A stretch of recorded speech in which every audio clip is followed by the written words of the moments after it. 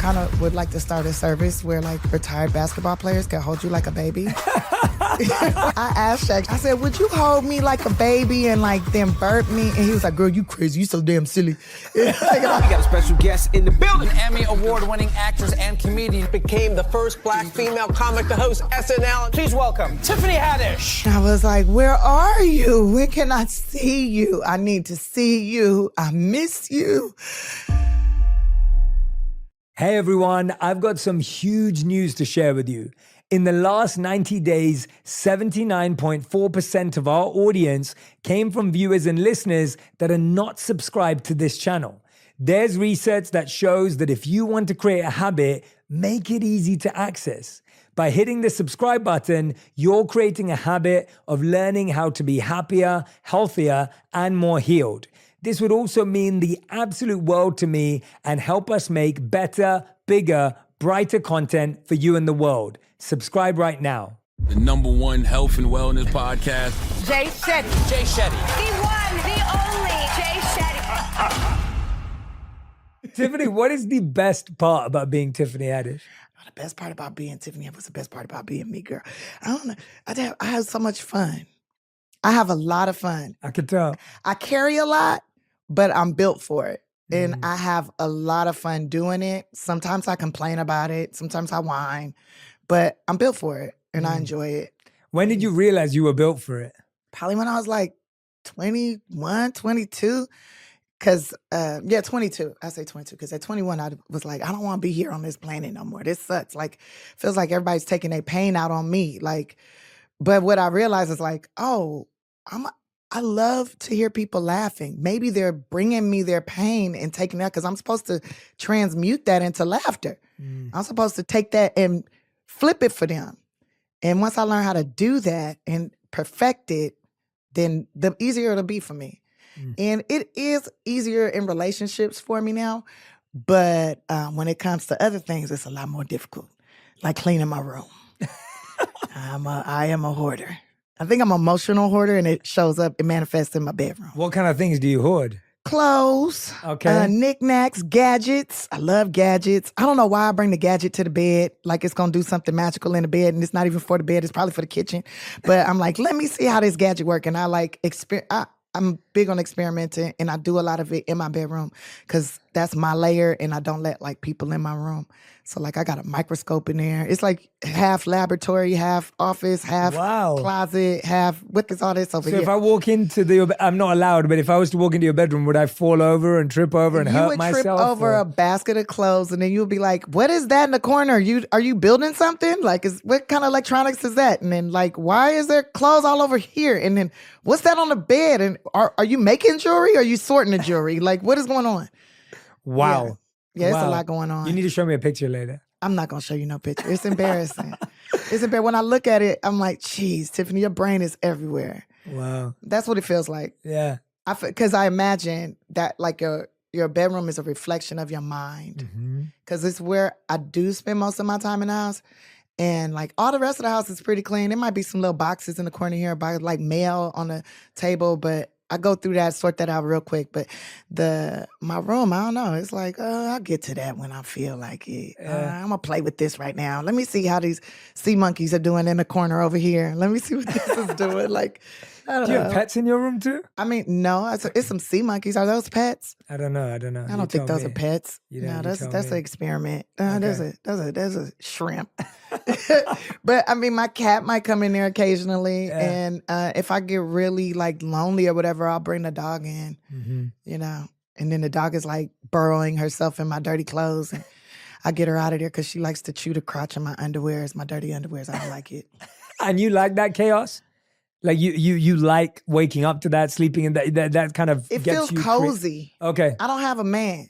I don't have nobody else's mind to sort but my own. So yes. When men do spend the night, I only let them sleep in the guest room. Got it. So, because they're guests in my house. Until you pay bills, you can't come up in the main room. And when they start paying my bills, then I guess that's when I'll clean up my room and make space for them. Nice. I'm a classic Virgo, so everything for me has to be organized, like tidy. Everything has to be in its place. Like, I think I walk into a room and I can spot the one thing that's like half a centimeter off, and I need to And see, put it that's back in and that its would be the place. kind of guy I would like to date, Right, so right. that he can like clean up after me. Got it. And Understood. then I'll make him laugh and stuff and bring him joy and have adventure for him. I have some adventures for you. Not too much drama. I'm not big on the drama, but I am big on adventure, experiences. And then I'm messy. Yeah, that's cool. You're allowed to be messy. But I'm not dirty, but it's like, you I know, get it. I it's get mess. it. Yeah. And I mean, I saw that you said you've been celibate for the past 6 months. Who said that? is that true? Okay. So, Is that true? I mean, does kissing count? No, as in that's still celibate. I'm just not, and yeah, okay, I'm not being penetrated, that's for sure. No penetration. Is that an intentional choice? Was that something you were trying to work up to and practice, or? Is it been 6 months though? I guess so. October You're the only does- person who can tell us that. October does make it 6 months. Yeah. Because I just don't want to lay down with nobody, just anybody. You know, I just feel like, dang, I am the prize, and these dudes gotta qualify. Like, and when I think about like my track record of like who I lay down with, it takes like a year or so for me to even warm up. It's a line. It's a line of dudes that's, you know, hey, Div, hey. I mean, I love going to free dinners. I'll go on free dinner dates, you know. I mean, not free dinner dates, but like, yeah, it's free for me. So yeah, but it do cost me money to get, you know, cute and stuff and the gas in the car or whatever. But Yeah. yeah. I asked because obviously when I lived as a monk, I was celibate for 3 years. So it was like it was a big commitment in my life. Did it make So- you feel like, In the beginning, yes. Really? For sure. It was hard. But then I bet it was as hard. as time went on. Oh, Tiffany. Only you. It feels easy. I don't know. I've been working out a lot. So Yeah. I feel like I get my sexual like frustrations out in the workout. And then, Right. like I said, gadgets. Did it take you a while to raise your standards? Like, where did this qualification, this language, this vocabulary you have right now around dating, was that something that has come with time? Is that something that was always there that got No, it lost? was definitely not always there. Definitely. If you read the book, you know that it was not always there. Just feel like it's certain things that I want for myself, and I want to share the success. And what I've learned is when you're like laying down with people that's not really as ambitious as you are, or comfortable in their skin, or confident with who they are, or even just not even necessarily confident, just know who they are, it becomes a problem. And I think when you lay down with somebody, you are sharing your soul, you are sharing a piece of yourself, you're giving a little piece of yourself up. And I think, like, I only got so much soul left, and I don't want to necessarily just give it over to anybody. You know, I don't know if the soul grows. I don't know if you can rejuvenate new soul like you do skin or hair, but it just feels like I don't want to subject myself to it. Also, now once I let you inside my body, I gotta know you, got to get to know, gotta learn you and all this stuff. Like, and so scientifically. Okay, now we're gonna get into the science of Drop it. some all, right? research on us, Tiffany. Yeah. So I did my scientific research. I was reading about how, you know, once you let somebody ejaculate in sperm, right? The uterus is very absorbent. So you absorb all of that into your bloodstream, right? So now you like attracted to them. So like when the Bible says you will only desire your husband, this is part why, because now he's like in your blood, like bonding with your DNA. And if you get pregnant by this person, it takes like 6 months or so for them to get out of your DNA. And if you decide to have a baby or get pregnant by this person, those stem cells from that baby is in you forever. So they are forever a part of you. Do I forever want to be a part of somebody who's like mentally ill? Do I forever want this person to be like in my eyeballs, in my brain, in my heart, the stem cells from them and what we like, you know, could have potentially made? Do I forever want that? And then I think about like hoes and why they be so crazy. And it's because it's too many personalities, too much in it. Wow. That's how I see it anyway. That's my science. That's science When from is Tiffany when is the Haddish. Tiffany Haddish sex ed masterclass coming out? Well, 'Cause there's a short sex ed portion in the book. You know, I think I would have been a great sex education teacher. that's what I'm thinking listening to you right now. Yeah, I think I would have been really good at that. I think we need to get a national program out. Yeah, because I noticed like females that I know that like are really emotional and like going like always the world is like in an uproar. And then if you find out like what's their body count and like, and especially if it's a high body count, there's a lot of them probably didn't have no condom on. And then you probably absorbed a lot of that stuff. And who's to say they might have been pregnant, didn't realize they were pregnant, and just thought, oh, this is a hard period, but really they might have been having a miscarriage or it was just a pregnancy that didn't stick, whatever. Like it's a lot. It's a lot. It sounds like this has obviously been something that, I know we're laughing, but at the same time, we're learning. Like, this has been something you've been learning about, thinking about, reflecting on, especially when you dive into your book. As we were talking about earlier, you make everything sound really funny, and there's this expression of the feeling, but then there's the deep pain and the stress that comes from it. Were there particular romantic experiences that were hard for you to get over? Was a lot of our audience is struggling with breakups, is struggling with missing their exes, struggling with trying to move on and find the right person. What have you been through that you could share with those people that may help them? Yeah. Okay. So I'm gonna be real clear with you. The people that I was missing, I probably shouldn't have been missing. Right? Like the ones that like inflicted a lot of physical pain on me, the ones that inflicted emotional pain on me. I think I talked about one of them in this book. I know I talked about the ex in the other book, but this book, so I had this homie lover friend for a long time, a long time. He's very disrespectful to me, very kind of messed up to me. But in my mind, we could get married. We had the most beautiful babies. He handsome. I'm pretty. Like, it would be so cool. He's smart and intellectual. I'm kind of smart, I think. Like, it would be fun. We have the best conversations.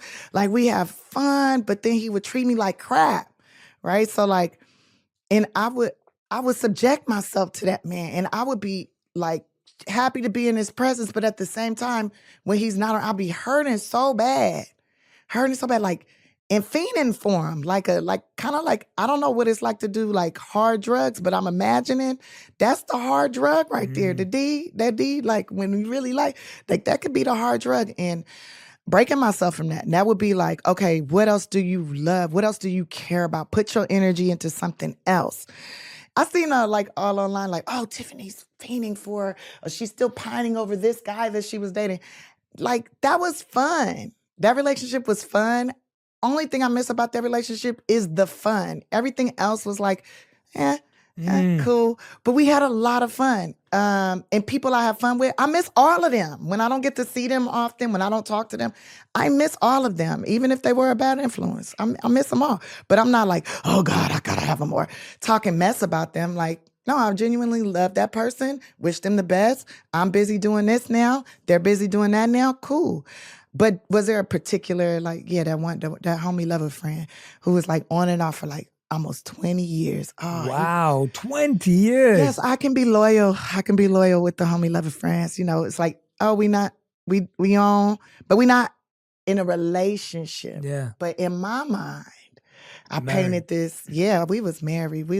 I was cooking for him and doing all kind of stuff, like, make sure his telephone stayed on so I could talk to him. Stupid stuff. Just dumb.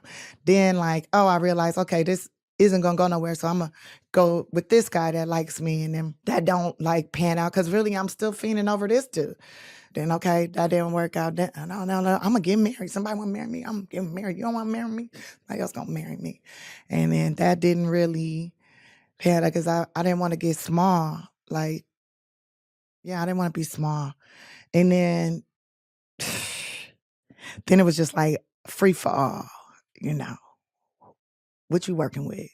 What's up, baby? As long as you got a good credit score. What's your credit score? Because that means you're gonna be responsible with my heart. At least I think you are. I hope you are. And then, but now I got a whole criteria. What did you find that people that had a good credit score, did that have any correlation with? I feel like it had a lot to do with how they treat me. Good credit score, they're like more responsible. They show really? up on You time. saw that? I noticed that. Yeah, Wow. I saw that. Like, I would ask, like, hey, do you know your credit score? First of all, I think that's something you should know, because that's your grown-up report card. I just wanted to see how responsible they were. And most of them were very, I have yet to meet somebody with a pretty high credit score that wasn't, reliable. You didn't find that you met people who were arrogant or No, I didn't say, showboating? no, they might have been arrogant. Right. They might have been showboating, but they were responsible. Mm-hmm. I want somebody to be responsible with my heart. It's I got a big heart, right? Got a lot of love to give, and I'm very forgiving and all that, but don't abuse it. It's been abused enough. And I don't want to have to attack you. I don't want to have to be vicious with you. That's why I would say the last 5 relationships I've had, I really respect those dudes, because they were kind with my heart. They for the best, for what they could, they were good with my heart. They didn't it up where I'm just like, F men. Bring on the pussies. I'm gay now. I think I'm still like 2 or 3 heartbreaks away from that. Right. I don't even think that's a thing though for me. I really think I'm a gay man, but that's neither here nor there. And what are your criteria now? You said that's a lot of information, Tiffany. I think I was a man in my past. Like you believe in past lives? Yeah, we were talking. I think we were messaging about this. Yeah. I think I was a man in my past life. And I think I was a man that was kind of messed up. I think I was like, maybe I had a really big penis and I was a womanizer, and maybe I was bisexual. Maybe I hurt a lot of hearts. And I feel like in this life, God said, okay, you're going to suffer some, but you're going to win too. Yeah. And I think that's why I got endometriosis.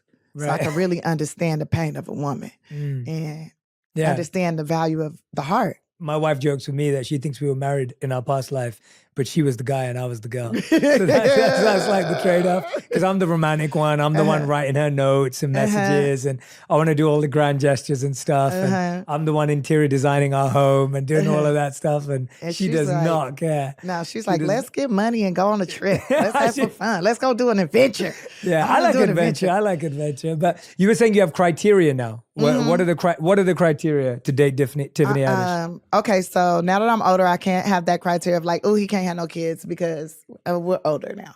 So I expect like if he has kids, cool, but they need to be like grown, 18 or over, because I don't want to deal like with baby mama drama. And I feel like, I like communicating like an adult. Also, he needs to have his own career or some sort of business. You know what I'm saying? He needs to have like an EIN number. I think that's really important. He needs to know how to run something. Because, I think men like to have control and power over women and want to run women and want to be the leader. Well, how's your business? Does your business run well? Or do you have long-term employees? Is that doing well? Because now if I'm going to give you access to me, I need to know that you know how to do that. Good credit score. Now, I will forgive if maybe your credit score fell off for a minute because you had to go to the doctor or something happened, whatever. Okay, I could forgive that. But then also I want you to be physically healthy and fit. So you better be on top of your health. Because I'm trying my best with mine and I don't want to be changing nobody's diapers that's grown. If you have pubic hairs, I don't think I should be changing your diaper. Yeah, I find that to be the biggest one. Like, I find so many people don't grow up till so much later in life, and I find so many of my friends are either with guys or girls or whoever it may be that feel young. Like they feel like they are the person's parent. Yeah. And they're their partner's parent. And I don't want that. They're cooking for them, cleaning for them, taking care of all of this stuff. It's bizarre to me that we're still living in that time. Yeah, I don't want to feel like I'm your parent. I don't want to feel like I'm your doctor. But if you got like a cold or something, or you feeling like you got a little back pain, I love to rub your back, and I come up with elixirs and stuff to make you feel better or whatever. Yeah, but you need to come already showing up pretty healthy. Yeah. Like, think of this like the military. What's in these elixirs? Oh, these elixirs. We got ginger, we got turmeric, we got the little vitamins and nutrients, aloe vera, things from my garden. You grow some of this stuff? I grow this stuff. Wow. Yeah, I grow food. And also I need a guy that's not afraid to get a little dirty. Help me in the garden. Don't be afraid of bees and stuff, because I got bees and I harvest honey. Do you have the full hazmat suit? Yeah, I got the whole suit, but I don't know why you call it hazmat suit. Yeah, what's it called? What is it? What's the name of beekeeper suit. The beekeeper suit. The beekeeper suit. Yeah. Keep you from being stung. But I also, most of the time I sit out there with no suit on. I just sit and talk to them, listen to them, sing to the bees. How many bees will you have on you at one time? I don't know. I'll be sitting there counting ooh, look, I got 100 bees. No. They don't sit on me. They be around me. Right. I be singing, telling them stories, telling jokes, maybe complaining. I'm pretty sure my neighbors hear me. So maybe the neighbors feel like I'm crazy talking to myself or talking on the phone or whatever. I don't know. I sing songs to them all the time. My favorite song is that. I know the bees are probably like, why is she singing this song to us? But I like, butterfly, come and here you stand upon my hand. I will not harm you or never need alarm you. I want to see your pretty wings, tiny, dainty, colorful things, orange and yellow, pretty fellow. And I change the colors every time. Wow. I sing that, and then I sing Skinnamarink Dinky Dink to the songs that make me happy. Wow. I sing to them. Mostly when I'm stressed out, I go sit out with the bees. So when you're stressed out, you sing to the bees, Yeah. sit outdoors. Yeah, sit That seems outdoors, to lay help. in the grass next to them. Sometimes I just listen to them and imagine they telling me stories, and I'm just really listening to the hive buzz. And they say that there's the C tone, or there's a tone in the beehive that helps get rid of PTSD. Oh, I didn't know that. Wow. Yeah. That's what they say. When I was doing my research on bees, that was something like that. The noise of a fascinating. hive helps with PTSD.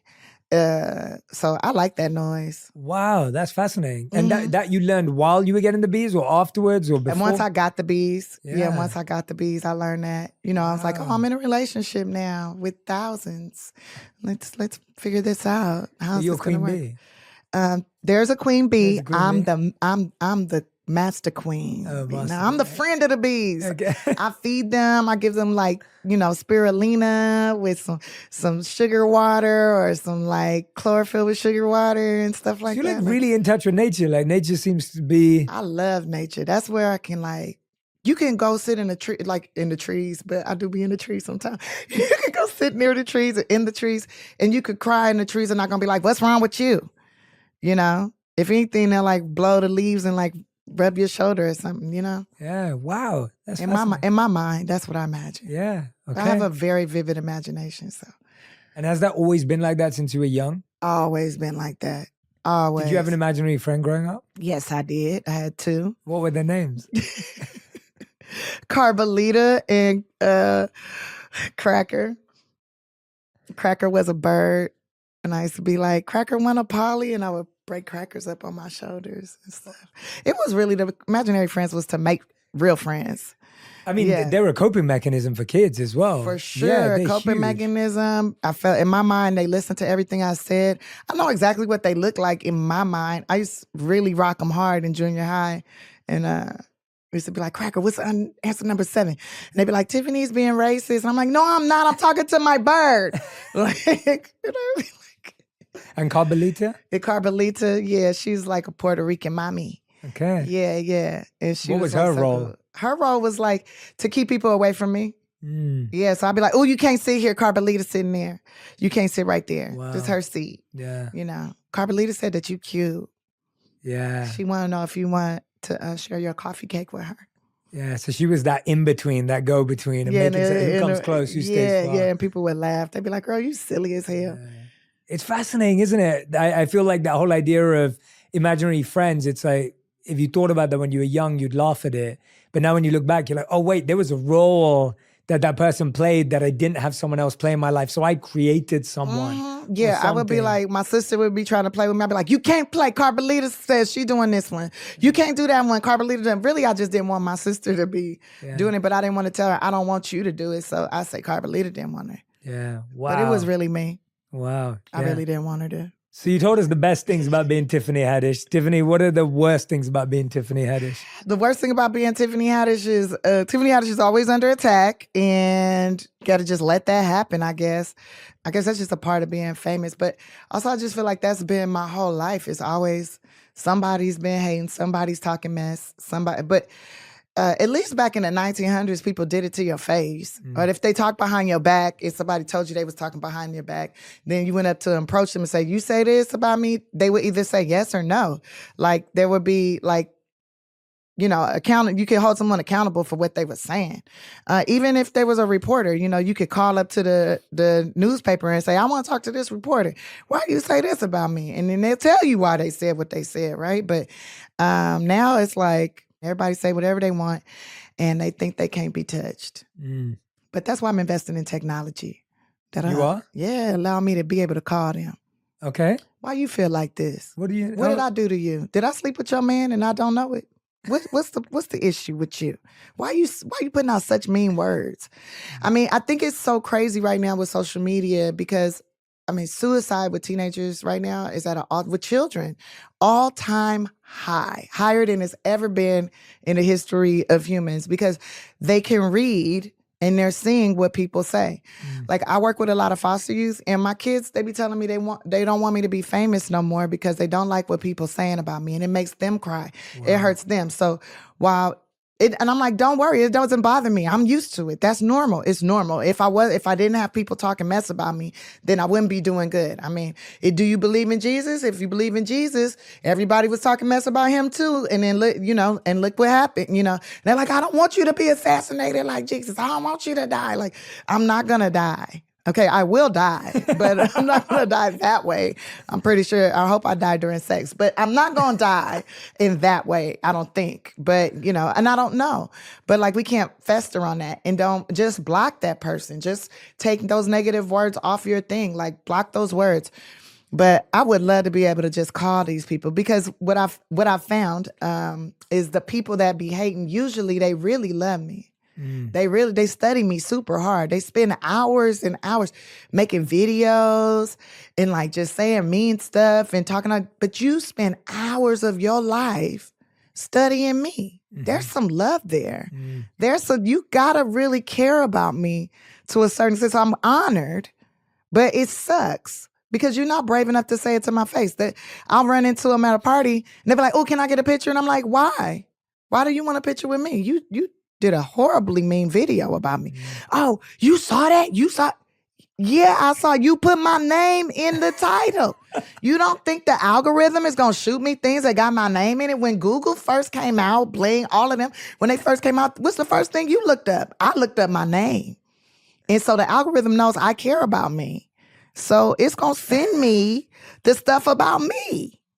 So you will see. I see you. And I'm going to tell you to your face, because I'm not fake. I'm an actual human. And I wish it was the 1900s where you could slap somebody for talking shit. But now you can't even slap nobody no more. They want to sue you or whatever, like punks. So that's the worst part. That's the hard part, because I really want want to fight, but I can't. Though it's not a battle worth fighting, right? Yeah. But on my period, I will use my fake little page, and I will chime in a little bit. Oh, is it? Take it back to the 19. There's a Finsta. Yeah, Finsta. That's what they call it, right? Yeah. A fake Insta. Yeah, fake. But Insta. it's not an Insta. It's a Twitter. Oh, it's a Twitter. Okay, so Or it's an X. It's X. Yeah. Yeah. Sarah be going in. Okay. Yeah. How does that help? It feels good. It feels good. It's like a little release. And this is Sarah, kind of like Carmelita, who's like protecting Tiffany, or no? Sarah's my middle name. It's me. It's me, but I would love to develop like an AI boyfriend that like protects me and like make him look really good and stuff. And he have the, Instagram account, and just like program him to protect me and to like shut down people. And like, yeah. But I found out, I hired a forensic tech guy, and I found out like 75% of the hate I get is bots.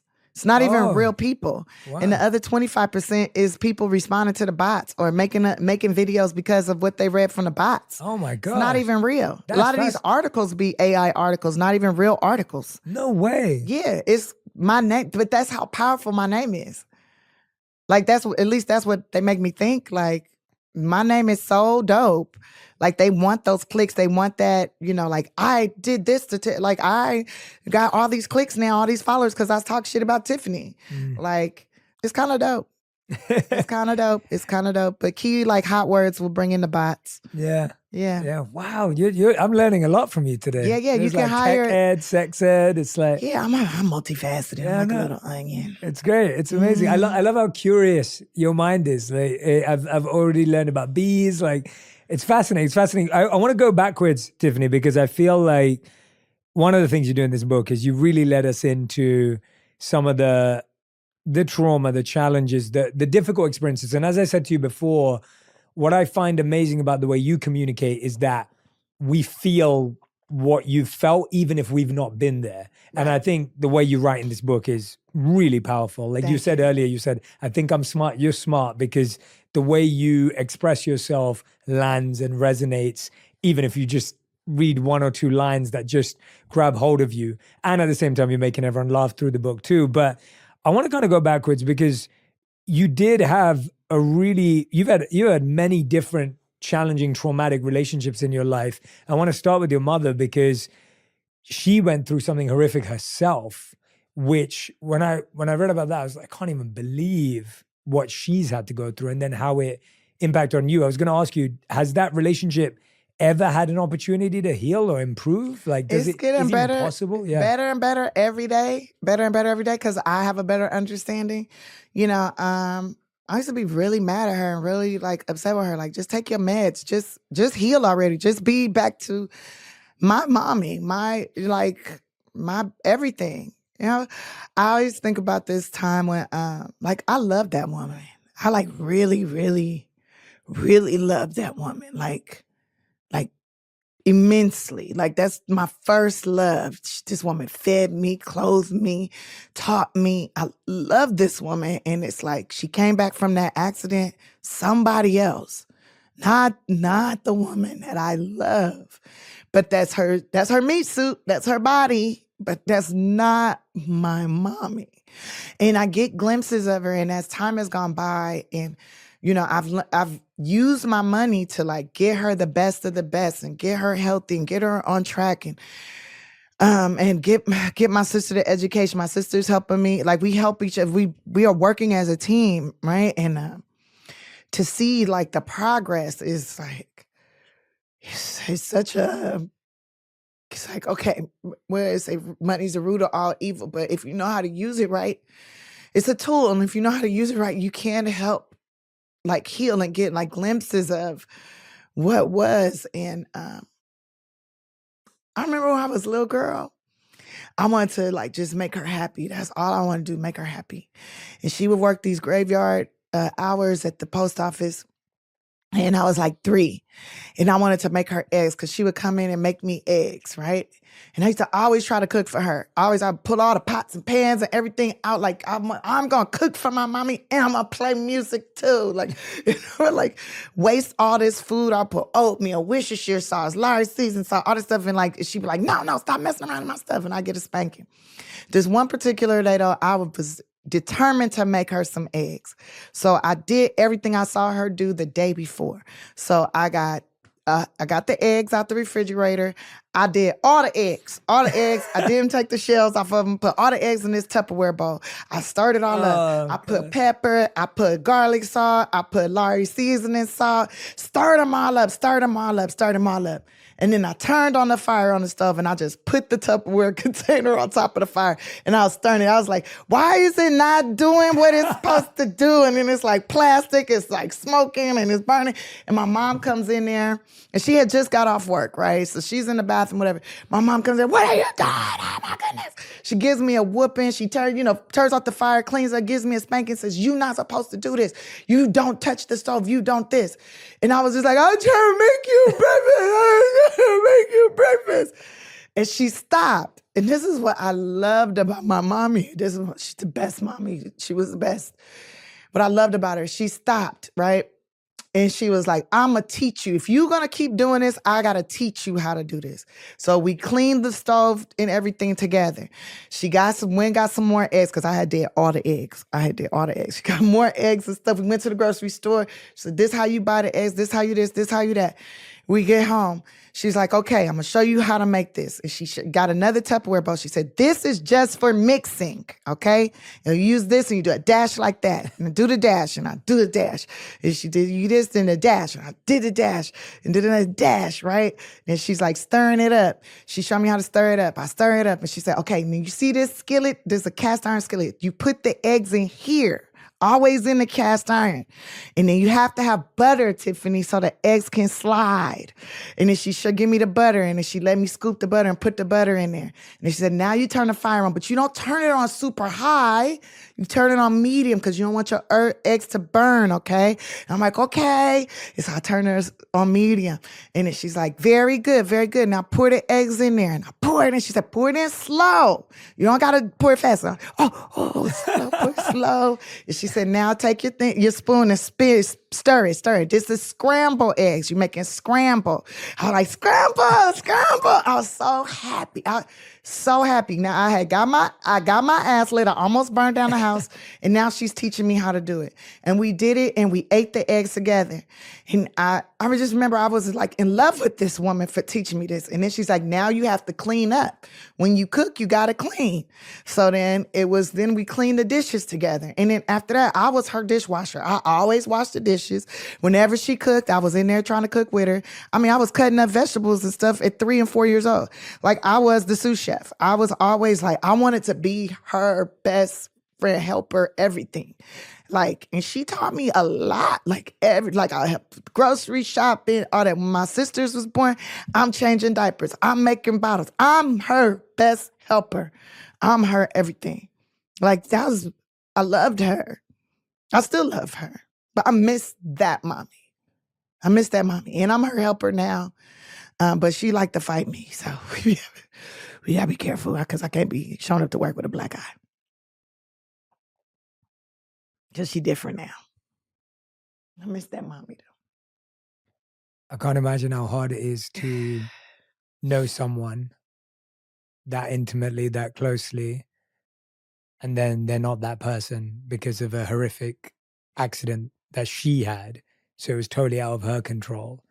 And now, not only do you have to get to know this new person, you miss this person that you just so beautifully described.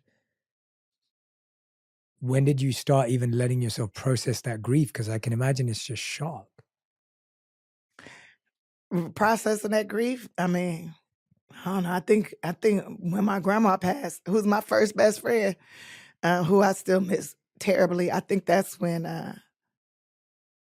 started really like, okay, like since she's been gone, it's been 2 years. I think it's been the hardest 2 years of my whole existence because that was my shield. That was my like protector. I could tell her all my dreams. Like, and she would be like, well, if you want to do that, you better figure this out. You better figure, like, she was like a good sounding board for me. And it's my first best friend.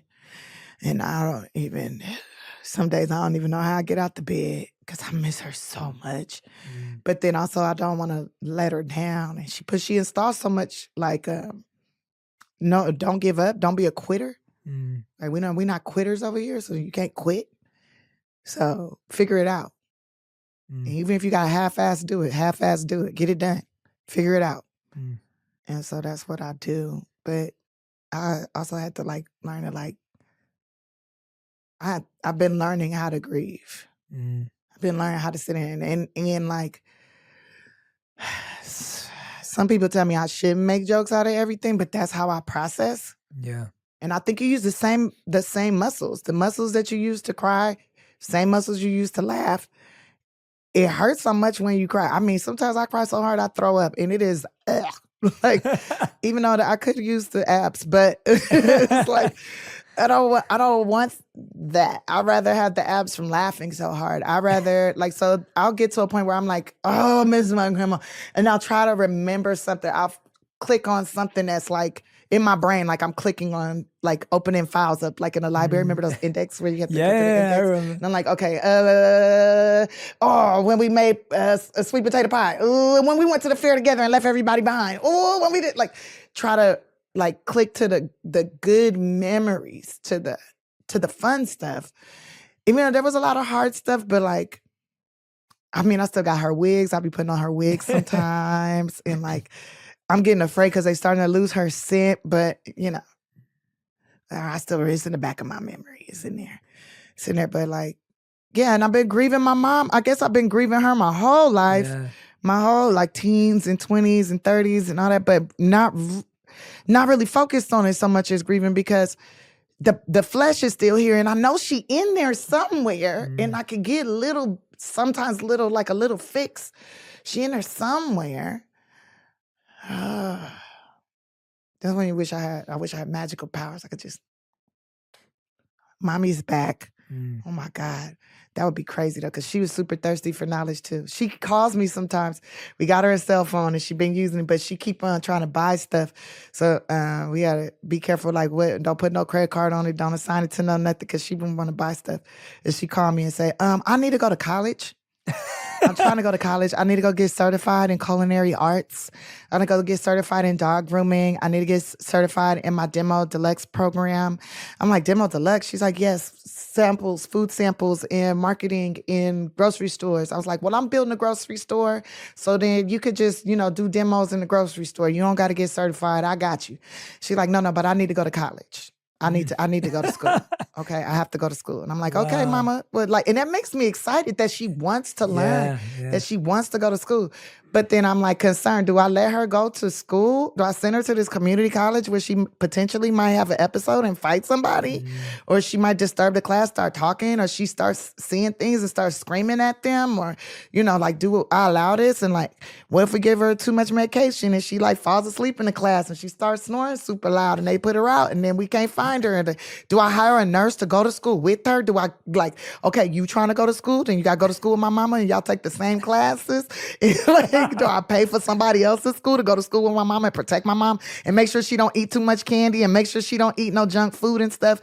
Because that when she eats junk food or processed foods, that sends her over the edge and now she's in another dimension. And am I blocking my mama from these dimensions? Because maybe her being in those other dimensions is really good material and I need to be sitting with her when she talking to these people that I don't see. And maybe that's something I could use for a movie or something. I don't know. And maybe God gave her this brain injury to see over there. And maybe she really protected me and I don't even know it. I'm blocking my protection because I feel like my grandma was my shield and my protection, but now that's gone. And I don't have the protector no more. So I got to figure out who's protecting me. Right now it's just me. And my prayers. And I think my sister's definitely, we work well together. So. And your faith? Oh, my faith is definitely protected. Yeah, That's why I say my prayers. Yeah. Yeah. God is that's my dad. I lost my actual biological, physical father, but I feel like God's been my dad all this time. I've always believed in God. I always had a relationship. Been very mad at him a lot, but it is what it is. Yeah. I still love him very much. Yeah. I mean, as I'm listening to you, it's so challenging to think that you have someone in front of you, but you know that the person you love is inside of them. And like you said, you get the glimpses, but then at the same time, like you said, it can get abusive, it can be violent, it can, because of the brain injury. And then when you look at your relationship with your father, and you go to in depth in the book, and I want people to read the book, but I believe your father left when you were 3 or 4. Yeah.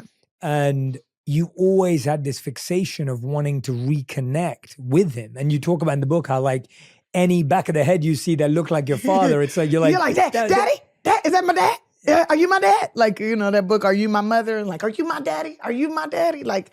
So wanting a dad, I needed that. I think if I would have had him, I might not be who I am today for sure. I wouldn't be who I am today. And that would be a tragedy. But maybe I wouldn't have slept with so many dudes. Maybe I wouldn't have been so thirsty for attention, or maybe I would have learned how to live with the man and been a better wife and be a better girlfriend and understand men better. But I think everything happens the way it's supposed to, even though I wish there was some male that was there that I felt safe with that could show me on a regular basis how to be around men and not how I learned how to be around men, which was I was a tomboy and I was oh yeah, I could do that too. Stupid. No, I told you were figuring it out. You were figuring it out. I was figuring it out, but dang, but how much time would I have saved, And my dad probably would have felt so much less guilt had he been around, but my mom was threatening to put him in jail, get him deported or whatever. So I get it. He didn't want to go back to no war. I get it. Yeah, but you were able to reconnect with him. Yeah. From when you read about that, you're like, wow, because you'd think most people would have resentment and bitterness and have this angst against this person, but actually you were just this is amazing. Yeah, well, see, I wanted to have that. I thought that's what I would have. I thought I would kick him in the balls and be like, why'd you even have sex with my mama and make me and leave me behind? I thought I would be so mean to him and mad with him. But that's not what my soul was feeling. My soul was feeling okay, this is our new adventure. This is amazing. Oh, he's way handsomer than mama said. He's actually way kinder than what she said. He's actually this, everything that I was told was the opposite. And then like everything my grandma told me was kind of like right on point, which I should have been listening to her. She was my best friend. I should have listened to her from the first. But, you know, the love of my life is telling me these things. So I'm believing what she said. And like to be in his presence was like the little girl, the 3-year-old in me was so happy. And I was kind of upset that I was too big for him to pick up. Like I wanted him to pick me up and hold me and put me on his hip. And I still kind of got this fixation with that, where I kind of would like to start a service where like retired basketball players can hold you like a baby. That's amazing. Like you pay them like $300 an hour and they just hold you like a baby and tell you it's gonna be okay and pat you on the back and burp you. Why does nobody burps you anymore? I want somebody to burp me. That's hilarious. Like, I've just got this vision of like Shaq. Like, I asked Shaq. Shaq said, "Girl, you crazy? You so damn." you silly." actually asked him? Yeah, I asked him. He was like, "Girl, you silly. Wait, You what hilarious." did you ask him? I said, "Would you hold me like a baby and like then burp me?" And he was like, "Girl, you crazy. You so damn silly." And I was like, Have you asked any other players? I have mentioned it and they just laugh. I think they think I'm joking, but I'm dead serious. I don't even laugh when I say it. I'm like, would you hold me like a baby and then like put me over your shoulder and burp me and then like maybe hold me on your hip like this and just tell me it's gonna be okay, that everything gonna be all right. Would you do that for me? And they be like, you crazy, girl. You so stupid. Girl, you stupid as hell, girl. You hear Tiffany? She's a damn comedian. This is a comedian right here. Girl. It's a real request though. Like I can hear what you're saying. Like we all want this feeling of being embraced and being like just feeling like nothing else matters and that everything's taken care of and there's a safety that we're all craving, even if that's like when I see my mom now, like I see her all the time, but it's like I could tell when my cycle coming right before it comes because I see her and I just want her to hold me, so I just hug her super tight. She be like, "Get off, okay, like all right, that's enough," and I'm like, "No, mama, hold me." And she's like, "That's enough, that's enough." Clearly, my love language is touch, right? Yeah. So then another time she was sitting on the couch in my house watching TV, and she's just like, "This TV's so big," and I felt so proud of myself that she said my TV's so big. So then I sat down next to her, and then I just tried to like crawl up in her lap. I tried to like get in her lap, and she's like, "Girl, you're too big. Get off of me. Get off of me." And I'm just like, I want her to hold me in her lap like she used to when I was a baby, when I was little. I used to sit in her lap and watch TV, lean on her like this. You know, we watch TV together. But I'm too big now. I'm too damn big. Walk me through that phone call with your dad when it comes out of nowhere. Because you're so much, how old are you when that call came through? 26, about to be 27. So we're talking about 3-4 to 26, 27. It's like, walk me through. Okay, so I talked to this man that's at some facility, said he knows my dad, whatever. He's going to give my dad the number and all this stuff. And I said, okay, cool. Then like days go by and then I get the call and he's like, "Hello, is this Tiffany?" And I'm like, I knew, like my whole soul knew instantly who he was. Like, it's like DNA, like recognition or something. Like the little girl in me lit up like if I was like laying on the couch sleeping. It was like, "Daddy?" Like, it was like, "Daddy, is that you?" And I was like, "Yes." He was like, "This is Thayet, your father." I'm like, "Daddy, where you been?" Like, where you been? "Are you sure you my dad? How you know? Wait, are you sure you my dad?" Like, and I was asking him questions about family members. He knew stuff that nobody else would know except like him and my mama would know. And I was like, "Where are you? When can I see you? I need to see you. I miss you. Where you been? Why you ain't come and get me?" Like, and I just wanted him to keep talking. That voice, man. I'm not very good at impersonating it, but I got like a lot of voicemails. I always ask him like, if I don't answer, please leave me a voice message. I got his voice messages and I be listening to him, make me feel better. Like, I miss him. And I was missing him. Like, I barely knew him and I was missing him, right? So like, I be loving people too much, I think. But I knew it was him immediately. I wanted to see him immediately. I set up a time for me to go and visit him, to drive up to Virginia. Went up to Virginia. And I went to see him as soon as I saw him. It was like my whole soul rejoiced. So happy. He's very handsome. I'm glad I met him like in that way instead of like in some nightclub or something, because I probably would have tried to hit on him or something. Like, I thought he was beautiful. And we just talked and I was just like, trying to crawl in his lap, but I'm bigger than him. Bigger than him. I was trying to get him to hold me. Trying to spend as much time with him as I could. And like, he was feeling a lot of guilt. He's like, I should have been there for this. I should have been there for that. And I'm like, yeah, you should have, but you're here now. Like, we got this now. Like, and just getting to know him. And I was asking him all these questions. Like, is it true that I'm Jewish? My grandma always said this. Is this true? He goes, yes, this is true. But this and this and this. And this is what happened. And I had to leave. And I had to this. And I'm just like, wow, like asking him so many questions. What was it like for you when you was a little boy? Did you use toilet in a hole? Did you use toilet in a toilet? Like, did you have, like, what did you have? And he was like, yeah, we had money. We had a toilet. I had Italian clothes. I had this. I learned German. I learned this language. I know this. I know that. Like 8 languages. Like, I just was constantly like, I feel like I was interrogating him all the time. And then he came to California, and then I would take him to go see my mom, but then I would like snap at him and stuff, because it would be this like, part of me that's like, damn, I'm doing all this shit for you. When you gonna do something for me? But like, then I had to check myself, like, hey, he gave us life. Like, be nice.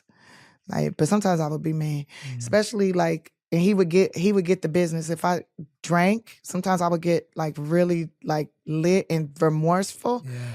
Then I would call him and I'd just cuss him out. I just give him on. I'm like, I was a hoe because you wasn't there. I was this because you didn't show up. You didn't teach me how to do this. He did hear that. Yeah, he did hear it. He heard it from the drunk side of me. And were you funny when you were drunk like that, or no? That was like intense. No, I was intense. I was sitting on the porch. I was like, I married this man. I shouldn't have married this man. I was like, yeah, I was at home drinking. The man, it's on my nerves. I'm like, what did I do? I ruined my life. Like, this isn't who I'm supposed to be with, but clearly I was supposed to be there because I needed to learn some things. And I learned a lot from that relationship. And I'm grateful for that relationship, but I would never go back. I remember sitting on the porch just crying to my daddy about how, like, I made all these bad decisions and bad choices because I didn't have my daddy to guide me. And I need my dad. I needed you. Like, and he's like, I will get the place with you don't have to be with them. I will get a place and you can have your own room and you can have your own this. And he never did do that. He never got to that level because he wasn't mentally all where he needed to be. Like, he was, and that man witnessed a war and then came here and witnessed a whole bunch of other horrible things that, like, I could only imagine. And then the guilt that he was feeling for, like, abandoning his country, you know, abandoning his daughter, doing that, like, sure, he's feeling super duper guilty. And then he's learning how to grieve too. His mother died, his daddy died, his brothers are all dead. All he got is aunties, and they, you know, if they were doing to him anything like what they do to me, and they probably did it to him more,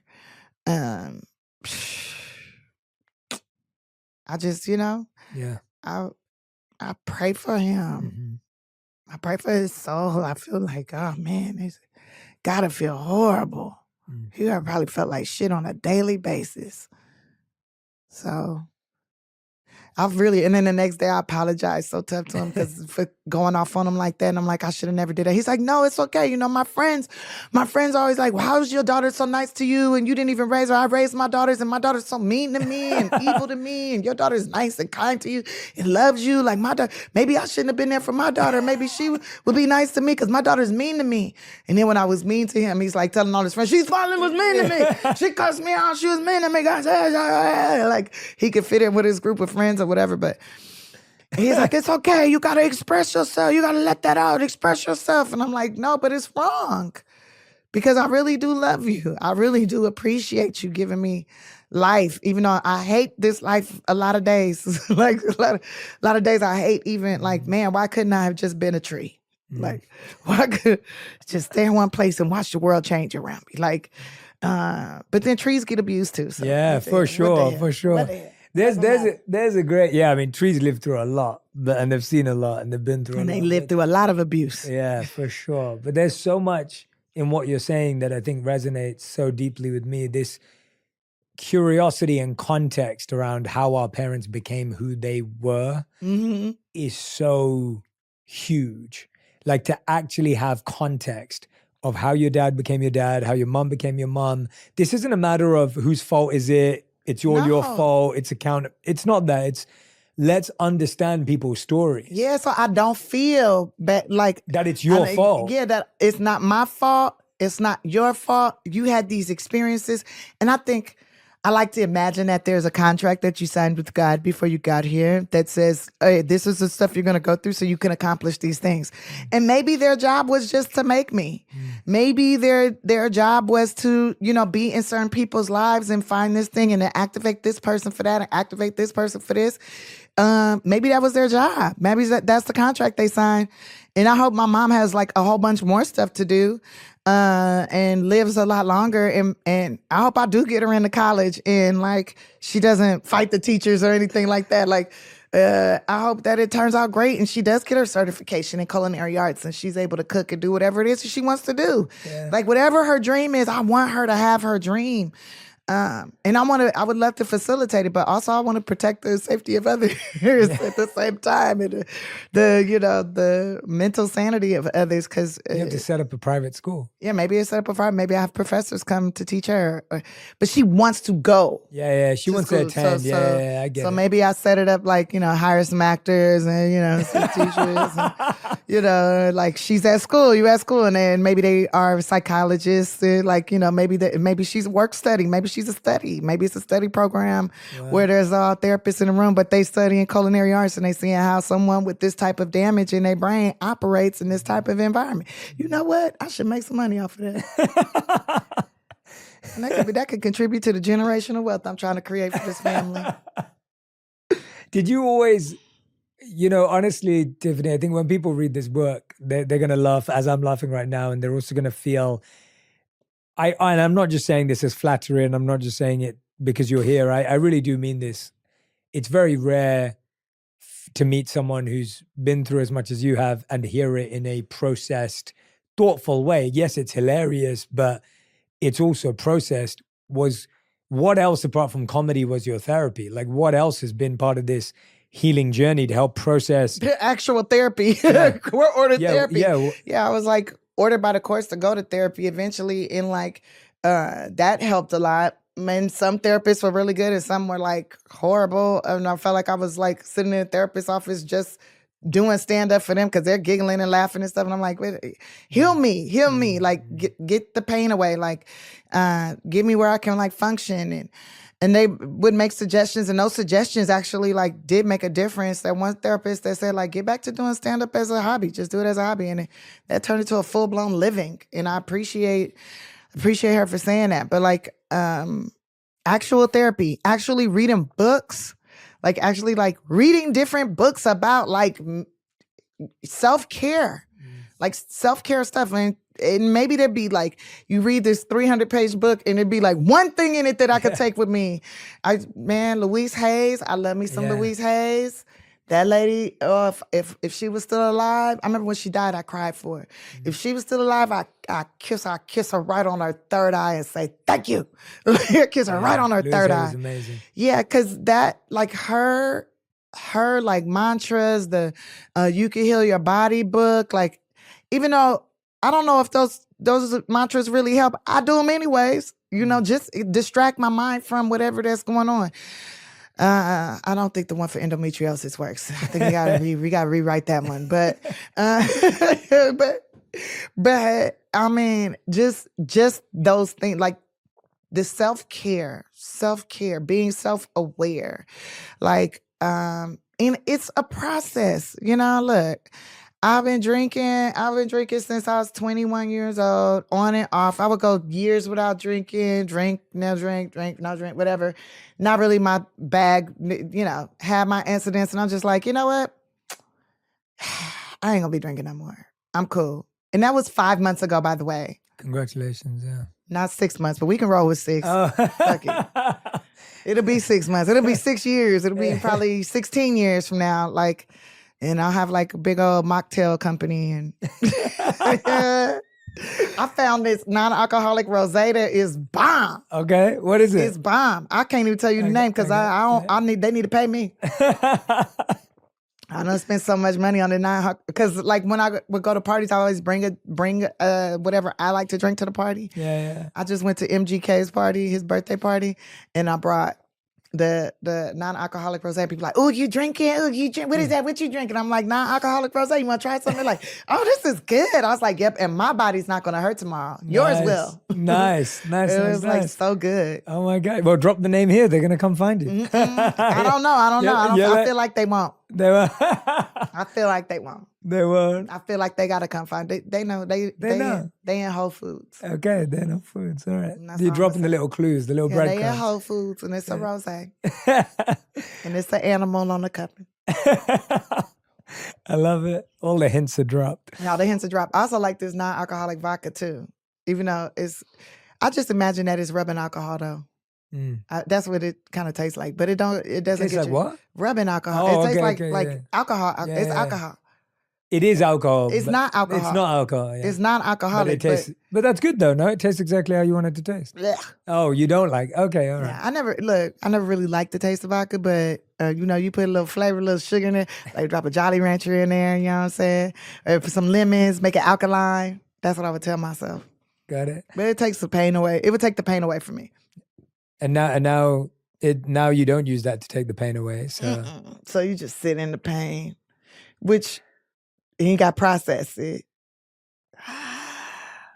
with your father, I felt like ultimately his guilt and shame kind of made you feel like you lost him again, because that was so heavy for him that he kind of distanced himself. Yeah, he distanced right? himself from me. Bec- I think he knew he was sick, and that he didn't want me to see him like that, Mm. and he didn't want to have to depend on me because he knew I would take care of him. Like he knew And I he never would. wanted money. He never, like you talk about how like he didn't want money from you. He didn't want to be a part of your fame. It wasn't. It wasn't that. Nah, and I would still like quietly pay the light bill, send groceries to his house, and say he'd be like, "Don't do that." I got like he wanted to take care of me, but he wasn't capable of taking care of me. He was sick, and I think he didn't want me to know that or have anything to do. Like, I think he felt like this was his punishment or whatever for whatever. Wow. But he left like a whole like memorandum, like what I need to do, how I need to do it, and I did it all. Like I'm obedient when it comes to my parents. At least I try to be. I definitely am obedient. Did you end up organizing the funeral and attending, or? Like, he didn't want no funeral. Oh wow. Okay. But he didn't want that. He didn't want me spending any money on him because he felt like he didn't spend nothing on me. But I did. But he did want to be buried with his mother.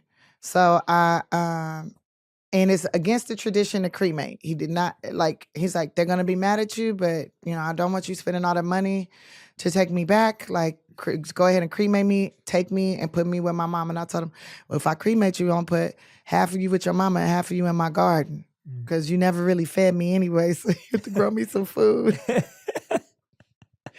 And I did that, and then I just read this thing like last year that if you have a cemetery in your backyard, your property tax free. If you got family members like buried in your backyard, I was like, I wonder if ashes count because this property tax is killing me. Wow. How do you come across all this interesting? I'm information? always digging for information, especially when it comes to my money and my health.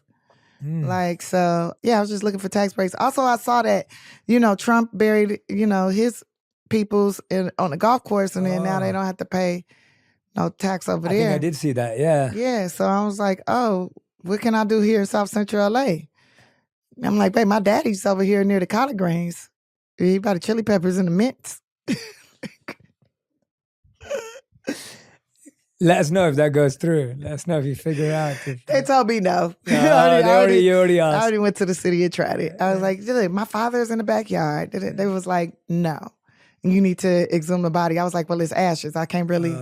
I'm sure the plants done ate him up 2 years ago. That was back in 2017, so I'm pretty sure he's gone. But Yeah. You were talking about taking care of your money and your health. You were saying there was one point in time where you had like a billboard up for your show, but then you still had like a Obama phone, I think you called it. Like this idea of like you've always tried to figure that out. Even now, like at one point you lived homeless when you were growing up in your teens and like living in a car, but now you still live in the area you grew up in. yeah, And that's to inspire others to see what's possible and see that you can still move, because usually people make it and then they leave. right. But you really felt that was Yeah, important. I felt it's important to stay. Also, I like it over there. I feel safe over there, and I want to be where I'm wanted. I don't want to be where I'm tolerated. I want to be where I'm wanted. So it's staying in the hood. I just feel like I'm a great example to these other kids. Like, look, Tiffany couldn't read that good. Tiffany couldn't read at all for a minute. Tiffany couldn't this. Tiffany couldn't that. And look where she at. She on the billboard right on the corner from the house. She on that house right there and like 3 other houses on this street. She also doing this. She doing that. Like, she doing stuff in a community. Like, I'm a firm believer of like, oh, if my community is like messed up, I don't have to leave my community. I can stay right here and I can make it better. Now, if I was the gang member, maybe it'd be more difficult, but maybe I could be influencing the other people in the gang to like, okay, we're going to do this now. This is what the gang's going to do now. This is what we doing now. Now you the manager, you the security, you the this, like you got to buy a house now. You have to buy a house now. It's funny when somebody buys a house, how their like perspective changes on what type of activities they participate in. Oh, interesting. Yeah, like that's what I've noticed anyways from like my hood friends, like people in the community, like what they was all about fighting, all about this, all about, but as soon as they bought a house, they like, oh no, I can't be doing all that. I gotta cut my grass. I gotta this, I gotta do this. I need to make my mortgage. I need to do this. Like, I gotta go to work. I gotta do this. Like, it kind of changes the activity that you participate in. Like, you might still be a thug and still be a gangster, but I gotta go get my money. I don't have time to be fighting you. I don't have time to be like potentially killing you and losing my house, even though the house could help me post bail.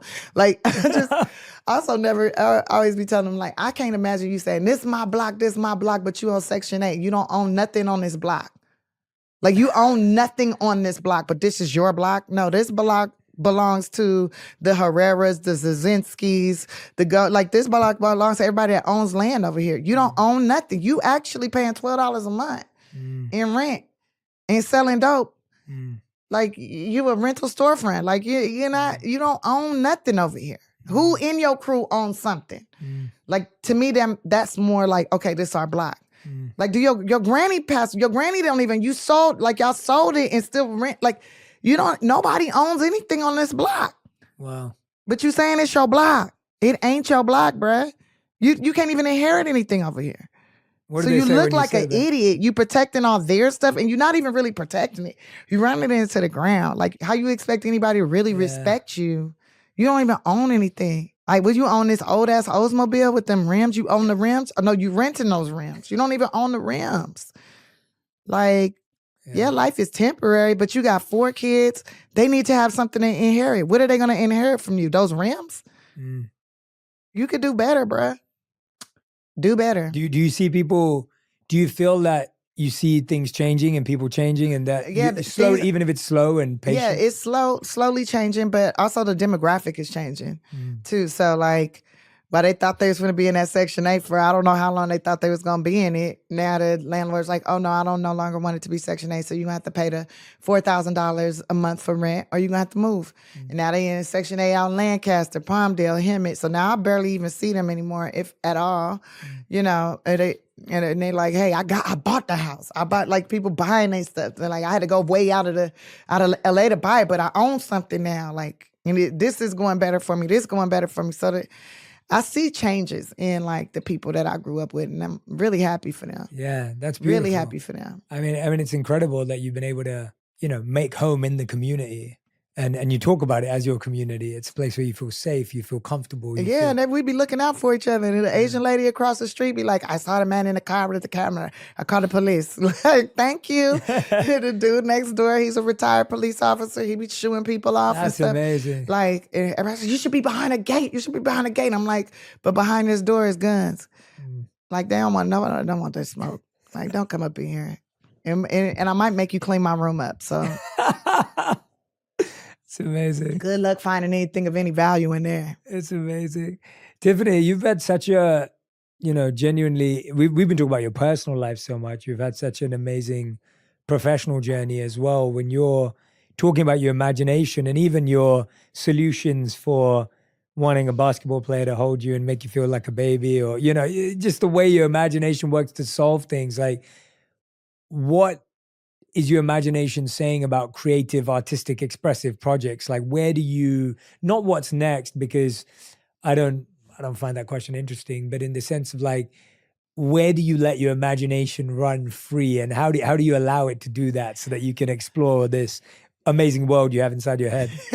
Yes, Tiffany Land. Yeah.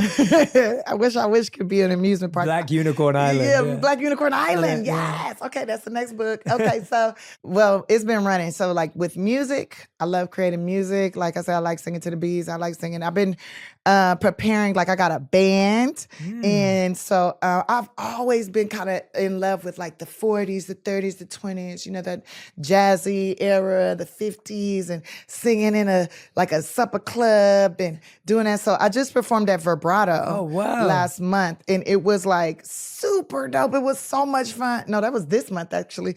It was super fun, and like I had this like classic dress on and singing these songs. Now I am not the best singer, but you know what? If Bob Dylan can make a career out of it, I could too. That's how I feel about it. Like, you don't. It's not about how well you sing. It's about how entertaining you are. Like, how do you make them feel? It's all about how you. That's what entertainment is. It's like, well, you contain these people and you make them feel a certain type of way. And is it a feeling that they want to walk away and say, hey, I want other people to feel that too. That was kind of great. That was amazing. Or that was an experience, right? So like, I'm very like about that. So I'm singing like old songs from the 30s and 20s and 40s and 50s. And then some of my original songs that I've made. And I've been working with like Diane Warren, writing some really dope songs to like empower women, empower people anyways. And then like a really cool breakup song. It's like my favorite. I want you, but I want you gone. I need you, but I need you out of my life. I fucking love it. That's so good. And then like all the movies I want to make, right? So like somebody was asking, like, you said you want to make 80 movies by the time you're 50. You got a long way to go. And I'm like, I didn't say I want to be in all those movies. I want to create an opportunity for other people to tell their stories, and I'm just producing on it. I'm being a part of the creation process. Like, we still haven't shot the FloJo movie. Got to get that script right. Like, and I could just imagine how dope that's going to be. The nails, the hair, me running off fast, my body like, you know, and hey, if I'm too old, okay, I'm too old. Give someone else the opportunity. Or AI is coming in real good. But tell that love story between her and her husband. And then I want to see the Etta James story. I want to see that.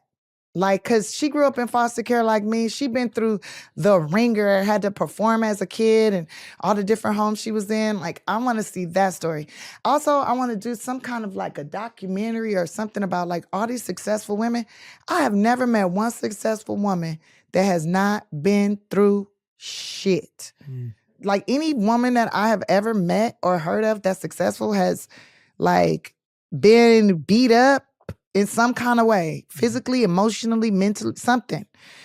Been beat up some kind of way and bounced back and like stood strong, 10 toes down. I'm gonna make this happen, and it happens, right? And I want to do something about that, because I think right now too, like there's so many young girls that I've talked to that seem to feel hopeless, feel like, you know, what's the point? Like, no, like nobody cares about me. And it's like, there are people that care about you. You just can't see them right now. You haven't met them yet. Or you have met them and you just don't know how to identify what care is. So something about that. I wanted to do Who Framed Roger Rabbit too. I feel like, oh, that would be so good. And I want to be the detective and Jessica Rabbit. Maybe I'll be Rebecca Rabbit, Jessica's sister, who marries Roger's brother. I don't know. But like, I want to see that. Because that was a really good movie that was based off of some true stuff that happened in Los Angeles. That's why we have freeways now. Because of that judge that was in that movie, that's a real judge. So I would love to like do something with that. I have so many ideas. I love it. I love it. Animation. Yeah. I want to open this grocery store. I could see it in my mind's eye. It's like I'm shopping in it every day. I know that's going to happen. And create some like really awesome human beings. I love how there's no limits to creativity. And I think we're now living in a time in the world where people can be multi-hyphenates. And what you just said, I think a lot of the time we've been like, oh, you have to be talented, you have to be this. And what we realize is who can make people feel something in any sort of way, and we resonate with that. We all connect with it. And I think if anyone who's listening and watching and wants to do something, thinks, oh, I wish I started 10 years ago. I wish I started when I was younger. Oh, I didn't get that. You know, I didn't have parents who were supporting it. It's almost like it doesn't matter. Like, it doesn't we're matter. living at The a time- KFC dude started at what, 65, 70 I years think old? so, yeah. He was old. And that thing is all over the world. KFC's all over the world. Kentucky Fried Chicken, every single country. Like it's and they had enough competition too, like McDonald's and Wendy's and plenty of whatever else. competition. It's all over the world. Now, he might not have lived long enough to see it be all over the world, but hey, he started something. He's a visionary. And I feel like that's what I am at the end of the day. I'm a visionary and I'm an administrator of joy. That's all I am. And some people hate that. And that's okay. That's because you don't know how to process joy. You got a lot of hurt in your heart. Got a lot of hurt. And you need to figure out how to process that. And if you want to learn, I'm down to show you a little bit. I can't, I'm still processing my hurt. But if you get this book, I curse you with joy. I curse you with joy. It might help you some. It might help you some. And maybe your breath won't stink so bad. I think people with a lot of hate in their heart got bad breath. Oh, that's an interesting hypothesis. Wow, that's interesting. I'm gonna start testing that out. Yeah, just Might have to get too do close. my research. I mean, I don't. It's funny, like people that talk really poorly and negative about other people, they breath usually stink.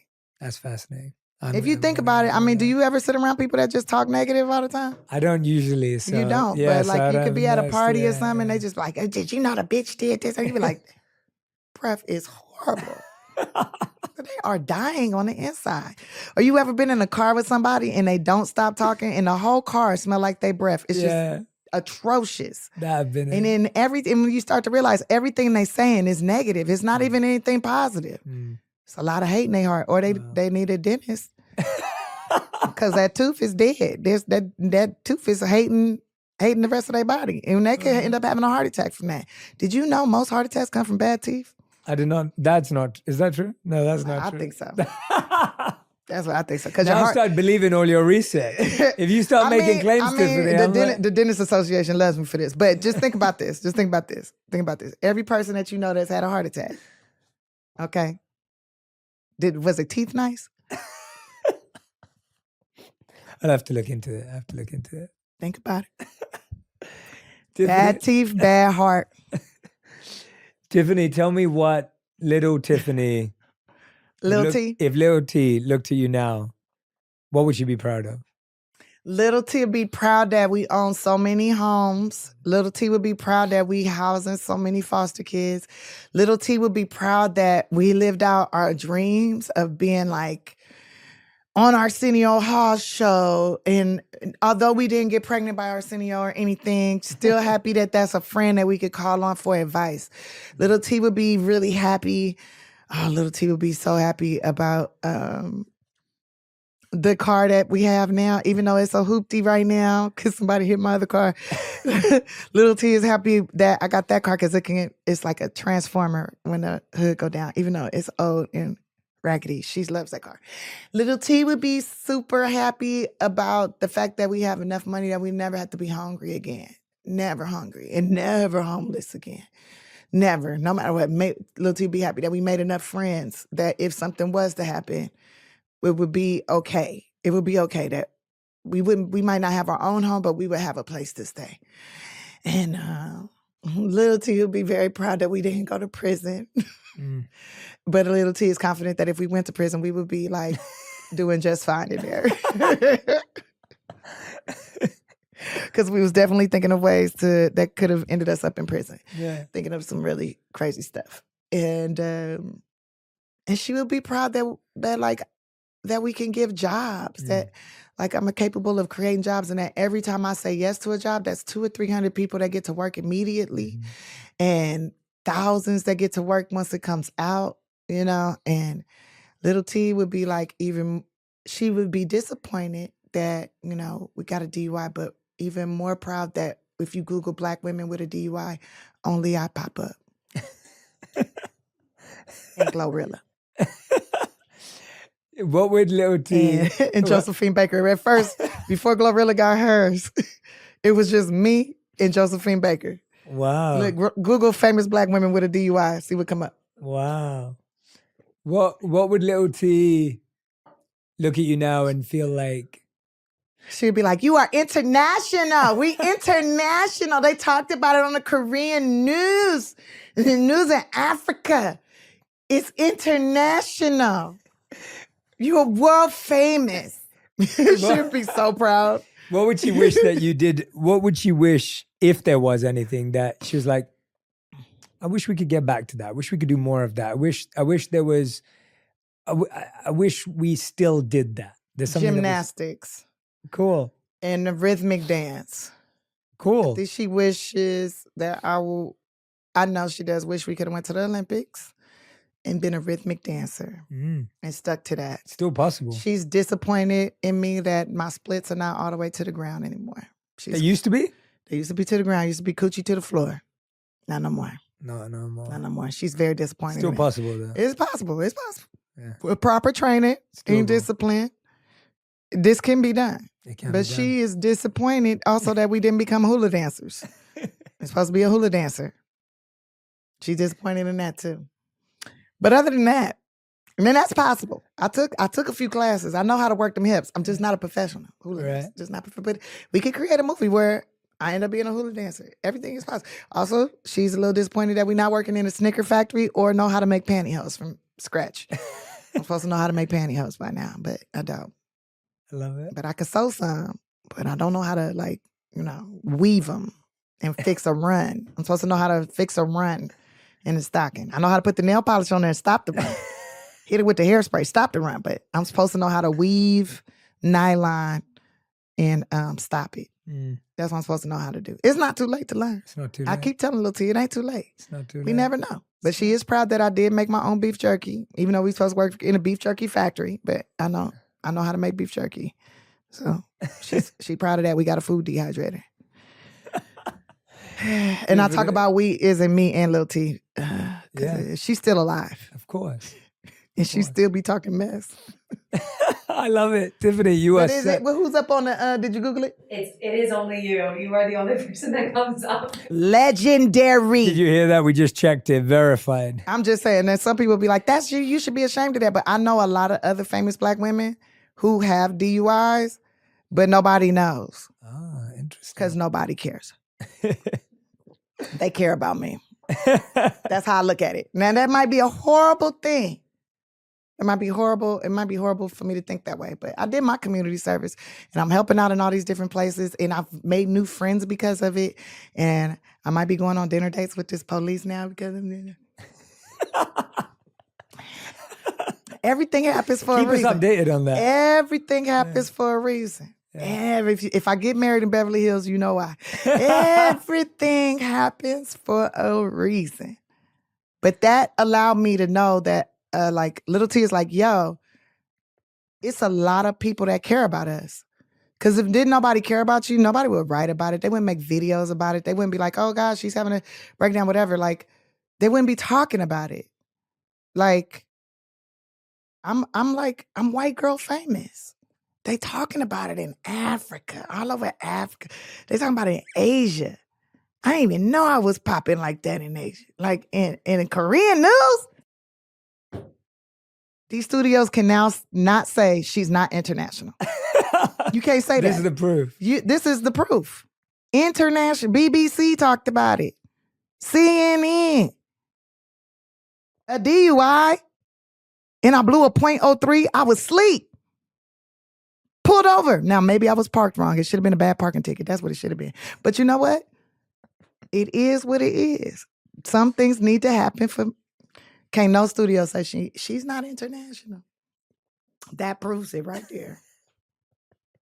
Right there. It might not be the best way to prove it, but God damn it, that proves it. People care. Tiffany, you are a treat and a joy to spend time with. I don't think I've ever laughed this much on the show. You wasn't even laughing. You was just giggling. I was laughing. I was laughing. Honestly, so happy that you put this book together. I'm so grateful that I got to hang out with you and do this with you. Yeah. We've been talking for nearly 2 hours and it's flown by. We end every episode with On Purpose with a fast five, a final five. Every question has to be answered in 1 word to 1 sentence maximum. Okay. So, good luck. Tiffany Haddish, these are your final 5. No, these are rules, Tiffany. Okay, these are rules. We have to follow rules. You hear that, Lil T? You hear that? You hear that? So, question 1. Okay. Tiffany, What is the best advice you've ever heard or received? Don't let nobody in your house that don't have nothing to lose. I like that. That we never had that. Love that. Question number 2. What is the worst advice you've ever heard or received? I'm just thinking of stupid Say stuff. it. Stupid stuff I've heard men say to me that I Say know it. is not true. No, because that's a statement. That's not necessarily advice. That makes sense, though. Go on, say it. It's cool. It's cool. If it's coming to your mind, I want to hear it. The look on your face means we have to hear it. Girl, I ain't got to put no condom on. You know I love you. That do not mean a man love you. It do not mean he love you. That's brilliant. That is not love. That's brilliant. That is not love. Every woman out there, just because he don't want to put a condom on, does not mean he love you. He is just trying to get wet. Spit on it. I'm glad you shared that. Question Sorry. I'm glad you shared it. That's the It's the worst. honest truth. Question number 3. What is your most repeated thought on a daily basis? Clean your room. Clean your room. Clean your room. Clean your room. I gotta clean my room. I'm gonna make some time to clean this room. I'm gonna clean my room. That's good. Okay, you can't keep working on that one project. Clean the room. That's great. Question number 4. What's something that you used to value that you don't value anymore? Something that I used to value that I don't value anymore. Saving checks. I used to save checks. Okay. Like checks that people would write me. I Yeah. put them in a photo album. Okay. I don't do that no more. Because? Too many checks. There's direct deposit. but yeah, but if someone hands me a check today, I will take a picture of it. Yeah. But I don't put it in a photo album anymore. It's in a folder though in my phone. Cool. But That's beautiful. I used like because Yeah. I thought it was so awesome when somebody handwrite me a check. Totally. They sign it, even if it's a company, they mailed it to me, and it's money. And then when you could take a picture of it and deposit, I have 2 photo albums full of checks. I love that. 5th and final question, Tiffany. We asked this to every guest who's ever been on the show. If you could create one law that everyone in the world had to follow, what would it be? Well, you have to hug someone every day. Oh, I love that one. I love a hug. A hug. Even if you don't like being hugged, you gotta hug. Like if you don't get at least one hug in, you gotta get a hug or make someone else laugh every day. Yeah, that would make the world better. It's a good law. A lot of people are angry because they don't get no hugs. Nobody touches them. And they need a hug. Yeah, but don't be just hugging. People be randomly just hugging me. Yesterday I was in the airport. This lady just came up to me crying full tears. And she said, just thank you so much. Just thank you so much. And I started crying. I was like, why are we thanking you? What's going on? And she just hugged me. And then I was like happy that she hugged me. But then at the same time, I was mad because she had all them tears and it was all on my shoulders. You set the law. You set the law. She just following the law. She was following the law. And I appreciated the hug, but I did not like the tears on my shoulder. But I really wanted to know why she was crying. And I do not know why she was crying. I had to get on the plane. I still don't know exactly why. I think she was happy. Either she was happy that I cut all my hair off because all her hair was cut off, or she was happy that I went to Israel because I did see a Star of David on her. So I'm going to go with this because I went to Israel. Got it. Even though. Could Was be that because we recently? bald-headed. Yeah, I went in February for Black History Month. And I went to find all the Black people, and I did. What was that experience like? It was amazing. It's just like California, bro. It felt like I was in America, but they speak Hebrew. It's very Was interesting. this your first time? First time. First time. Was in. that quite a powerful experience in terms of... It was very powerful because, you know, every religion is there. Everybody's there. Everybody's there. I know that I've been as well, yeah. Yeah, I went I in know that- 2017. you went in 2017. And when I went to Jerusalem, maybe because there's a war going on, there was barely anybody in Jerusalem like that. So I didn't have to wait in no long lines. I could do all the activities, got to shop freely. Nobody's like bumping into me. Nobody's yelling at me. So it was kind of beautiful because I had been doing my research and seeing like, oh, you might have to wait in line to go in here. You might have to wait in line to go there, wait for this. I didn't have to wait to go in anything. I went into all the churches. I did not get to go into the mosque, probably because they knew who I was or whatever and that I'm Jewish. So, but I looked. I was like this. I was over here like this. What made And you I'm want to like- go right now? Well, I was supposed to go like 4 years ago. Okay. I was supposed to go. Already was planning on going. I already had a ticket, like trying to go. You know, it's funny because people saying they paid you to go there, and I'm like, that check I would have took a picture of and posted. Okay, nobody paid me to be anywhere. This was me wanting to like. I'm super thirsty for knowledge. I read about these places in the Bible, in the Torah, in the Quran. I read about I went to the Church of Scientology. They talked about Jerusalem. Like everybody talks about this place. Like I need to see this, and this is like where Jesus was, where this person was, Abraham. All the major players was in that area. So let me go see this. And I went, and I got to go in that tunnel. Right, the underground tunnel, and that where the mikveh is, Yes. and learn about that's where baptism came from the mikveh and all that stuff, and people getting cleaned up coming from all the other nations to come visit that's the trail that Jesus walked every year, and then he walked it that one particular year and got assassinated at the top of it, right? And they built a church around where they had killed him, and around where they say he was buried, and it's something there. I don't know if it's aliens underneath the rock or if the rock is from Mars and it got some kind of energy. It's some kind of there's an energy energetic, reboost, reset, on the soul. I felt like I was surrounded, I felt like I was surrounded by my ancestors. I could feel hear whispers. I was looking around to see, did they put some speakers in here or something? I was hearing hey, this is what you need to do now. This is what you need. Guidance. This is where you go for guidance. I prayed at the wall, put a few prayers in there, prayed in the church. I was like, I'm gonna pray everywhere. If God is here, if God is all throughout this, well then, geez, let me pray everywhere. Yeah. That's how I felt about it. I feel like we all praying to the same person. We just doing it in different ways because we come from different cultures because of Babylon. Was it Babylon where everybody got the different languages and stuff? Not sure. Where in the Bible where it say where everybody was speaking one language at first, and then Babel when they was building the Tower of Babel in Babylon, right? And then everybody started babbling. It was everybody speaking different languages, and they started separating into different tribes, different whatever, because they didn't speak the same languages anymore. Right? Isn't that I'm not sure of the exact place. Come on, you a monk. You supposed to know all these different things. Different tradition. Okay, so what did the monks say? How did different languages come about? We never really talked about that. That wasn't part of the education. So you didn't care about why people speak different languages? No, I did. I care about that, but that wasn't part of our But you don't know why people speak different languages. Let's ask our researcher over there. Researcher, can you tell me? Because I'm pretty sure it's Babylon. I'm pretty sure it's Babylon. Let's make sure, Babel. yeah. Where What was the place? where people started, when God made people start speaking different languages? Because he was like, oh, they keep talking to Muslims, so they doing too much. Got it. Okay, but God caused some confusion. That's my number one thing I hate is confusion. But my room looks like it's confused, but I know where everything at. But I hate confusion. Oh, the Tower of Babel. The Tower of Babel. Yeah.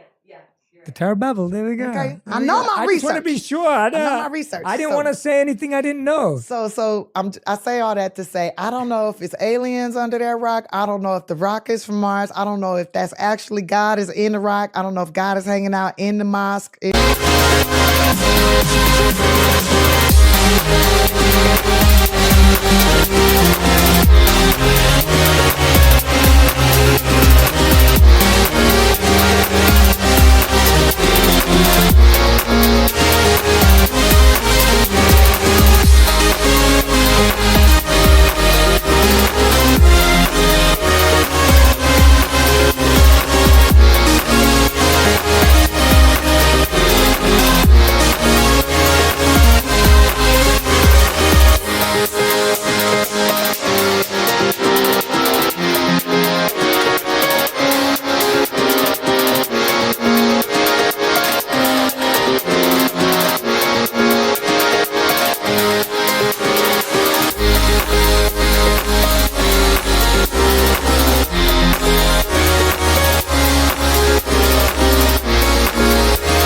Temple.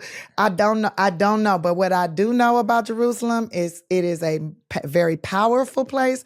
There's definitely something spiritual going on. It taps into the spirit. I don't know if it's heightened energy where all your chakras open up and you could get messages coming through or whatever. Something's going on there, and it's all the different races and religions are there, and all throughout the country. Like, and they're dealing with a lot of the same crap that we're dealing with amongst themselves. I was talking to the Black Jews. There's a very large African American diaspora of Black Hebrew Jews up in Dimona, and they say Dimona is where the nuclear weapons are. Shh. But I think the nuclear weapons is them Black African Americans, but the diaspora there, they off the chain. But I could be wrong. I don't know. But I was hanging out with a lot of them, and I was learning a lot. And I went to Masada, and that was like absolutely gorgeous. I went to the Dead Sea. Do not pee when you in the Dead Sea. Don't have cuts before you go in. They gonna heal. Oh, they gonna heal. They're gonna burn. And they say they're gonna burn. Well, it's gonna heal. It's gonna be disinfected. They said that nothing grows in the Dead Sea, but I beg to differ, because I seen them salt spikes growing on the poles over there. I think the salt grows. And then and what else? I got so much to say. Oh, and I went to this other place called Sakne. And it's like natural springs, and it's like the whole like thing of 300 or whatever. The Spartans of 300 was like not too far away from where Sakne is, and there's these natural springs, and I was all in there. I felt like I was getting younger or something. There was fish coming up, eating the dead skin off my feet. So I was experiencing a lot of the nature and the actual people. And I was like talking with the Bedouins and I talked with everybody. And there was Palestinians there too, and I'm talking with them. And I got to go to a kibbutz, and I could see Gaza from there, and it was horrible. It is absolutely horrible. I don't know why humans do this to each other. Maybe because they don't get enough hugs.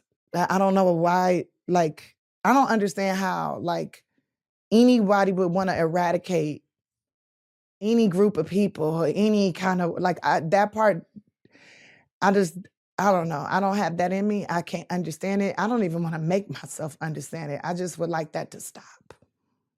I want peace. Everybody should have peace. Everybody deserves joy. So I curse the world with joy. The book is called I Curse You With Joy, Tiffany Haddish. It's available right now. This conversation, I'm sure, has inspired you to go and grab a copy of the book, dive deep into it. You are going to laugh, you're going to learn, you're going to cry, you're going to feel it all. Tiffany, thank you for being extraordinary. Genuinely, you're extraordinary. Thank you. I can't think of another word. Dang, I thought you said I was extraordinary, and I got really excited because that's I want to be ordinary, but I know that I'm not. I'm extraordinary. No, you're right. Your presence is infectious. Your energy is magnetic. I mean, it's honestly just being around you is joy. Good. And I want to thank you for sharing that with us and my On Purpose community Thank today. you. I got some of that rock in my pocket. I love it. That's what it is. No, I love had it. a rock in my pocket. But I did steal some dirt from from that tunnel and two rocks from there. I want to become an archaeologist. That's gonna be my next thing. There you go. I'm gonna go over there and do archaeology for like 3 days. I love it. And go dig out some more stuff. I love Maybe it. open a dress shop in that tunnel. It felt like a mall. Yeah, I know. Look, that trail looks like a mall. Well, their malls probably copied that. Someone got the idea from there. Probably that's how they got it. You right. Yeah, that's how they got it. You right. See, Jay, when I hang out with you, I learn stuff too. No, nothing at all. I think our intentions were met here today. Without a doubt. And I want to tell everyone who's listening and watching, make sure you share what you learned from Tiffany. Tag both of us on X, on Instagram, on TikTok. Let us know what stayed with you, what resonated with you, what connected with you in the YouTube comments. Let us know, because I love to see what Tiffany shared that's helping you become happier, healthier, and healed. Thanks so much. Thank you, Tiffany. Thank you. You are amazing. If you love this episode, you'll enjoy my conversation with Megan Trainor on breaking generational trauma and how to be confident from the inside out. My therapist told me stand in the mirror naked for 5 minutes. It was already tough for me to love my body, but after the C-section scar with all the stretch marks, now I'm looking at myself like I've been hacked. But day 3, when I did it, I was like, you know what? Her thighs are cute.